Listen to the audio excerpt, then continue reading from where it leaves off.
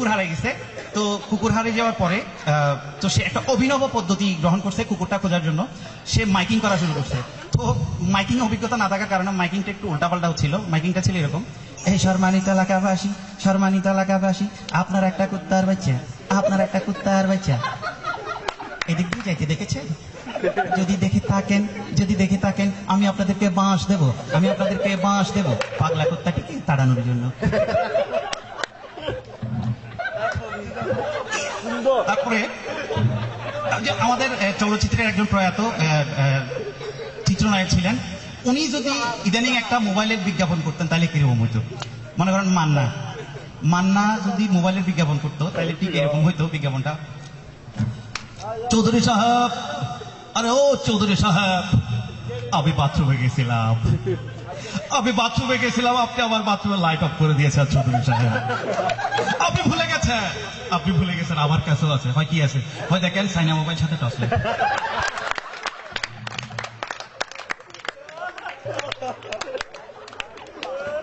তো এরকম কথা বলতে পারে এরকম টিয়া পাখি কেনার জন্য একজন ভদ্রমহিলা দোকানে গেছে। দোকানে যাওয়ার পরে একটা টিয়া পাখির সাথে মানে দোকানদারে বলতেছে একটা টিয়া পাখি দেন তো, কথা বলতে পারে খুব মজা করে এরকম। তো সে দিছে, বলে যে এই টিয়া পাখিটা খুব সুন্দর সুন্দর করে কথা বলে।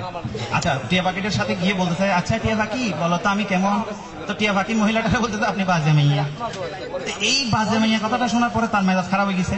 সে দোকানদারকে বিচার দিছে। দোকানদার কি করছে, এক বালতি পানির মধ্যে পাখিটাকে চুবাইয়া শাস্তি দিছে।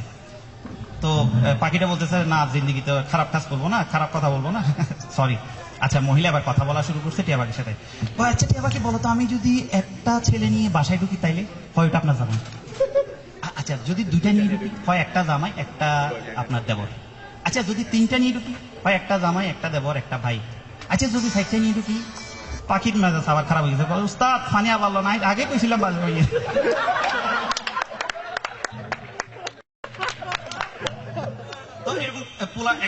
পোলা এরকমই, তাকে যেটাই শেখানো হোক না কেন সে উল্টাটা বলে।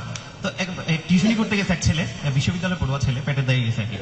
তো পোলার অনেকভাবে শিখাইছে ইলেকট্রিসিটি, সে কোনোভাবে ইলেকট্রিসিটি বলতে পারে না। বলে বাবা বলো ইলেকট্রিসিটি, সে বলে ইলেকট্রিসিটি না, বলো আমার দিকে দেখো, বলো ইলেকট্রিসিটি, ইলেকট্রিসিটি। তো পরে খুব বিরক্ত হয়ে বাবা যখন আসতে বাবারে বলে যে আপনার ফোলার যতবারই ইলেকট্রিসিটি করে সে ইলেকট্রিসিটি করে। হয় কি করবেন বাবা, ফোলার ক্যাপাসিটি একটু কম তো। আরো অবাক হওয়ার মতো বিষয়, মারে গিয়ে বলতেছে তখন আপনাদের তো এরকম অবস্থা, সবাই তো জড়তা আছে সবার মুখে। বলছে কি করবেন, সবাই তো আপনার মতো বাড়তি স্টুডেন্ট না।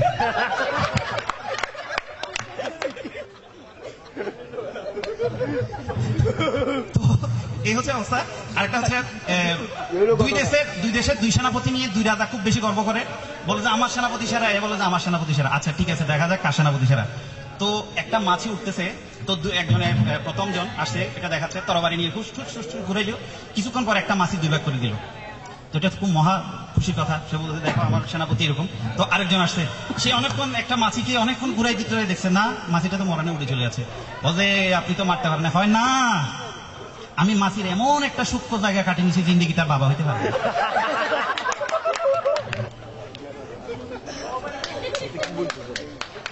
তো একটা মেয়ের নতুন বিয়ে হয়েছে, বিয়ে হওয়ার কারণে তো তার শাশুড়ি তাকে খুব আপন করে নিচ্ছে এভাবে, বলছে এই বাড়িতে যারা আছে সবাই তোমার অনেক আপন, আমি তোমার মা, তোমার ছোট ভাই ছোট বোন এখানে সবাই আছে, সবাইকে আপন করে নিবে।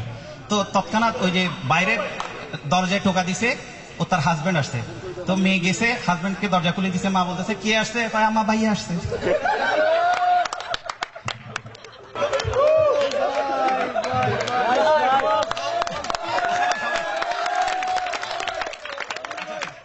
তো একটা মেয়েরে সে খুব ছোট ছোট ড্রেস পরে রাস্তায় বের হয়েছে। তো একজনে বলতেছে, একটা খালা জাতীয় তার সিনিয়র, তো খালা বলতেছে এই মাইয়া তুমি যে তো ছোট ছোট ড্রেস পরে রাস্তায় বাইর হও, তোমার মা তোমার কিছু বলে না? মাইয়া বলতেছে মাথা খারাপ, আম্মা যদি টিয়ার ভাই আমি ওনার ড্রেস পরে বাইরেছি তাহলে খবর আছে।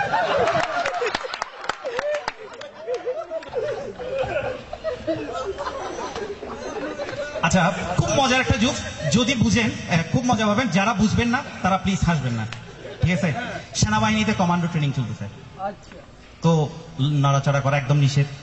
যে যেখানে আছে হাফ প্যান্ট পরে দাঁড়ায় আছে জঙ্গলে, গভীর জঙ্গলে। তো কেউ নড়াচড়া করতেছে না। হঠাৎ একজন নড়াচড়া করে উঠছে, নড়াচড়া করছে কেন, তার গিয়ে ধরছে সেনাপতিকে, ওই তুমি নড়লা কেন?